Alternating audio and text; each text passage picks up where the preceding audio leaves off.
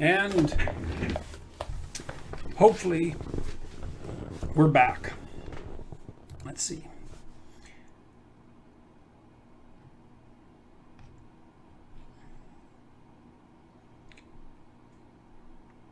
Okay.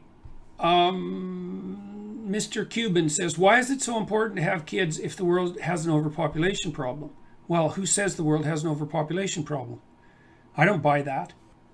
So it depends on whether you think that human brains are the kind of resource that figures out how to do more with less. And that is what I think. I mean, there's been a huge argument for years between the economists and the biologists. You know, the biologists often are pessimistic and they basically adopt a Malthusian perspective, and that is that we'll continue to breed until we exhaust the planet and do in all of our resources. And the economists always counter that by saying, hey, don't be forgetting that we can constantly figure out how to do more with less and that we're pretty damn smart. And I'm afraid I'm on the side of the economists. But even more to the point, you know, the projections right now indicate that we'll probably peak somewhere around 9 or 10 billion, sometimes by the middle of the 21st century. And then our population will start to decline pretty precipitously. And I think there's every reason to assume, especially at our current rate of technological progression, and our increasing willingness to take broader responsibility for the large-scale health of the planet, that we'll be able to manage that without too much problem. We can certainly grow enough food to do it if we put a little bit of effort into that. We're going to squeeze out a lot of other animals on the way, I'm afraid, especially some of the big predators and mammals that are of approximately our size. And that's, you know, there's a price to be paid for that. I think there's more tigers now in Texas, just in case you're wondering, than there is in the wild in the rest of the world. And so, but, you know, tigers tend to eat children, and so it's kind of rough having them around.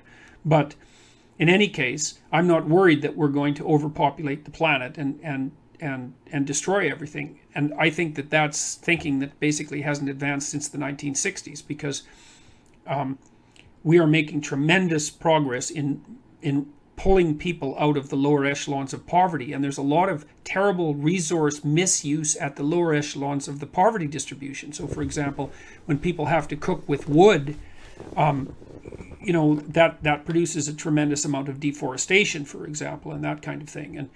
And I think we'll get our act together if we're fortunate. We'll peak around 9 billion.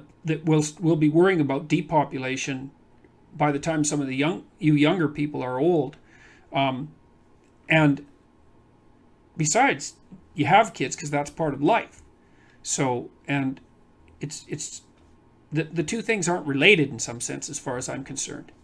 So the trick is to have kids that are more good than harm. You know what I mean? Because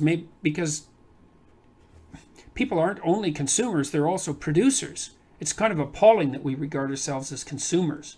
So, you know, if you're going to have kids, have good kids. Make them smart, make them tough. Help them be tough. You don't really make them. Help them be tough. Help them be smart. Help them be responsible. And then, you know, maybe they'll do good. And that'll be good for the world and people. And like, I'm pro people, man. And so I'm not worried about that. So, you know, I heard a university professor once who I also thought was completely reprehensible, who was like lecturing to a group of 18-year-old kids about how he and his wife had only decided to have one child because, you know, they didn't want to overpopulate the world. And I thought that if he'd only managed to reproduce one genetic copy of him, that was probably for the best. But then he told the whole room full of 18-year-olds that they should really think seriously about whether they have kids, and if they have any, they should just have one. And I thought, you son of a bitch, you know, you're so dedicated to the destruction of humanity and so rife with hatred for the human race that you dare to stand in front of kids who are just beginning their lives and say, well, you're a member of such a reprehensible species that the last thing you should do is multiply. It's like, no, sorry, I don't see any wisdom in that at all. And I don't think the world does have an overpopulation problem, and I don't think that there's any evidence that it does. Now, that doesn't mean that we're managing everything that we should manage properly. Like, we're really wreaking havoc on the oceans. But Boyan Slat, who's definitely worth looking up, Boyan, I think it's Boyan and Slaat, Dutch kid, has figured out, he thinks, how to get rid of half the plastic in the oceans in the next 5 years. So you could go support him. That'd be a hell of a thing to do. He's a real genius. And there's lots of ways that the burden that we're placing on our planetary resources is going to be lifted. And the trick is to get out there and do something about it. Like Elon Musk is a good example. It's like, okay, well, maybe we're burning too many fossil fuels, and maybe not, because I think the dangers of carbon dioxide are actually somewhat overstated. And I think there's some decent evidence for that too.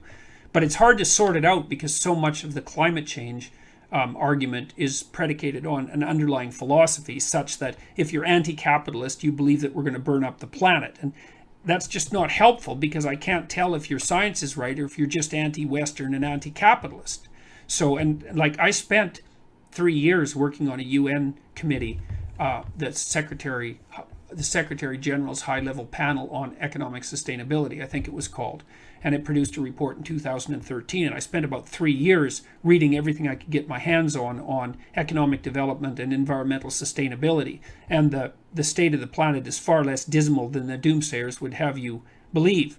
I do think that the one thing that we're doing is, like, we're fishing out the oceans, like, idiotically. It's really, really awful. And trawling is a very damaging process.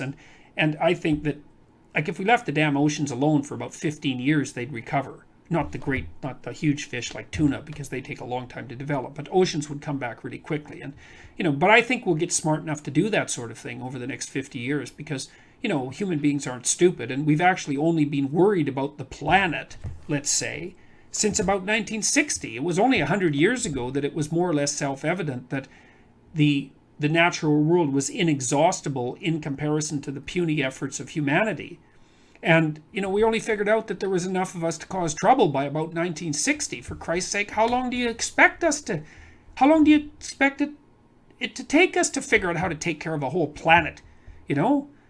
We're doing a pretty good job for people who only stumbled onto the idea that there might be a problem something like 60 years ago. So I think we'll get it right. Especially if more and more people start to act responsibly and truthfully and all of that, and start working for the betterment of things instead of trying to, undermine and hurt and engage in identity politics and all that sort of reprehensible